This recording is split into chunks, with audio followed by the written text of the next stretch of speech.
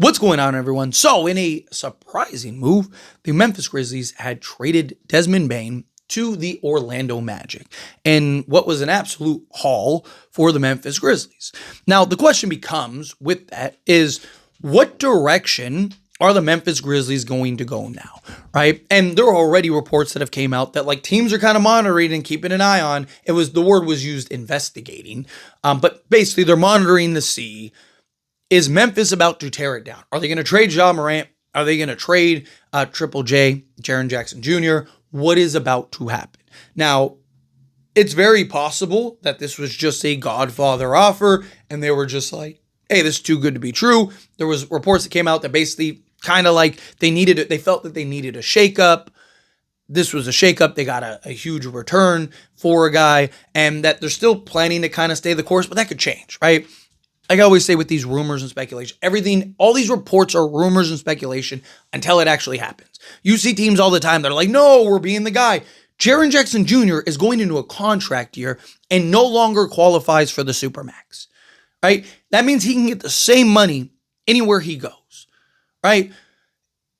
Memphis might not have a choice. They might have no choice but to end up rebuilding, right? If at any point Jaren Jackson Jr. says, I want out, now what do you do?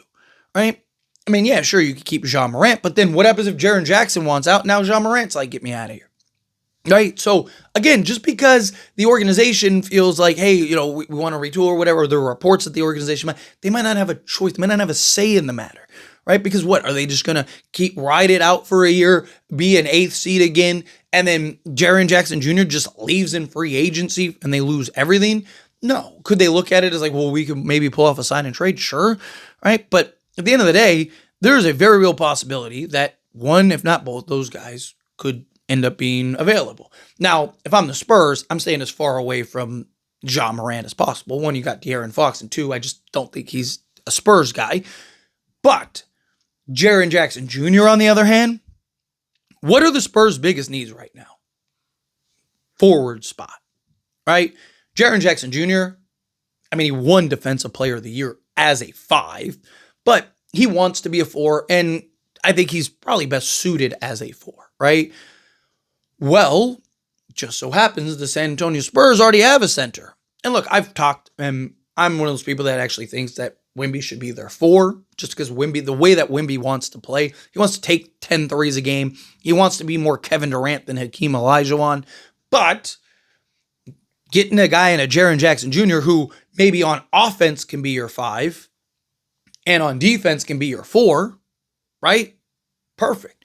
Jaren Jackson Jr. can be your rim protector, be the guy at the rim. Wemby could be your help defender and all that stuff.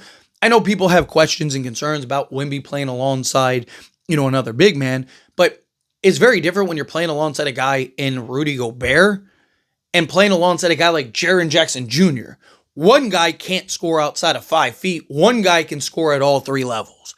Big difference, right? And talking about a legit defensive anchor in Jaren Jackson Jr. on top of a elite, best in the league defensive anchor in Victor Wembanyama, you'd have the best front court in all of basketball at that point, especially defensively. Right? And then that offensive versatility that you'd have with those guys, especially with a De'Aaron Fox who likes to put his head down, kind of get to the basket, apply that rim pressure. You can have both of those guys stretch out. A Stephon Castle's a guy that can make some moves. Also, instead of going and ponying up what you'd have to pony up to go get Kevin Durant, if Jaren Jackson Jr. potentially becomes available, I actually prefer that. Even if you had to overpay slightly. Why? Because Jaren Jackson Jr. is 25 years old. He'll be 26 at the start of next season. Do you have a guy like Jaren Jackson Jr. fits the core, fits the foundation, fits the youth of this team, and you'd have him for the next 8 to 10 years, right? Like, to me, that's a no-brainer.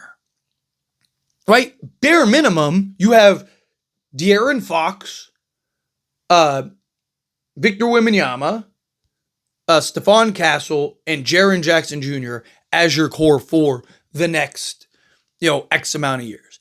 Even if you had to trade Dylan Harper, I would rather trade Dylan Harper for a Jaren Jackson Jr. than a Kevin Durant, right? Like, because again, Jaren Jackson Jr. is 25, would be 26 years old, already has an or as a defensive player of the year under his belt, is a guy that is a legit 25-2 guy, right? The rebounding is definitely a concern, but you have Victor Wembanyama and all these other guys, right? And he'd be slotted as your 4.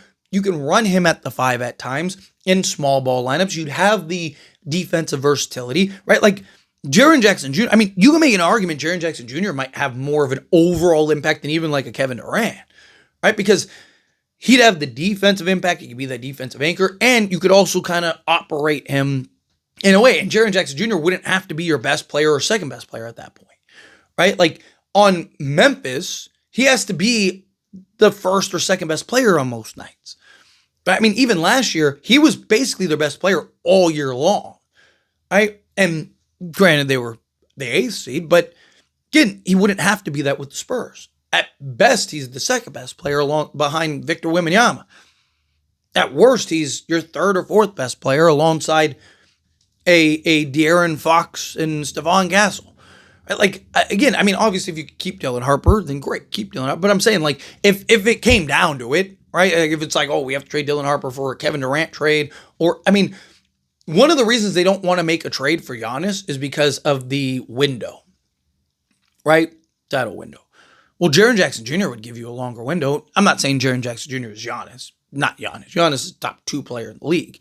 But there's also questions about the pecking order with Giannis, right? Because Giannis would be the best player. So is Wemby the second best player? Well, De'Aaron Fox has the ball in his hands all game. So is now Wemby the 3rd best player? Is he the 3rd option now? Right? Like, how does that work? And what does that do for his growth and development? Right? Well, you get a guy like Jaren Jackson Jr., you don't have those questions. You don't have that pecking order.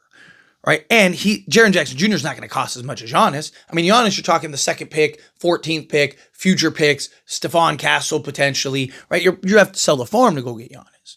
Well, you could probably get Jaren Jackson Jr. and still keep Stephon Castle and all these other things, and you're in business. Right? If you can go get Jaren Jackson Jr., right? Again, I don't know what they would want as far as a return goes, right? You look at what they got for Desmond Bane.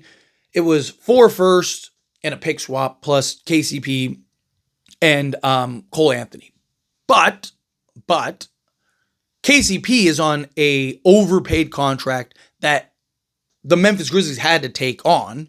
So that's important context because you got to keep in mind that in order for Orlando to get off of KCP's contract, they're probably trading a first and maybe more because he's going to be due like $43 million over the next 2 years, right? So they would have to give up quite a bit to get off of him too, right? So these are all things that matter or are important. So, we'll see what they end up doing and how they approach this. But if I'm the Spurs, I'm at least picking up the phone and asking about Jaren Jackson Jr. I'm at least picking up the phone and going like, hey, what do you think? Like where are your gauge? But what does Jaren Jackson Jr. bring or potentially could bring to the San Antonio Spurs? Played 74 games last year, averaged 30 minutes per game, 16.4 field goal attempts per game, 48.8% from the floor. He shot 37.5% from three-point range on 5.3 attempts. He's a career 35% three-point shooter, but again, best shooting season of his career coming off of 54.1% on 11.1 attempts from two-point range, had an EFG of 54.8%, shot 78% from the free throw line, had 6 rebounds, 2 assists, 1.5 steals, 1.5 blocks, and 22 points per game. I mean, that gives you literally a defensive anchor, right? On top of everything. Like, if I'm the Spurs, I am looking at that and going like, let's try to see if we can make that happen. If I'm the Spurs, again, I'm at least picking up the phone. Worst thing that happens is it doesn't work out. You don't get him. But if you can add a Jaren Jackson Jr. next to a Victor Wembanyama, right? You solve that. I mean, you could go Harrison Barnes at the 3 if you wanted to, right? And it's worth noting too, he's only making 23, just under 24 million. So you could easily trade for him. Literally, you do Devin Vassell in picks, even if you have to overpay in picks, but you get to keep Harper and Castle, right? And add a Triple J to that. Like, why not?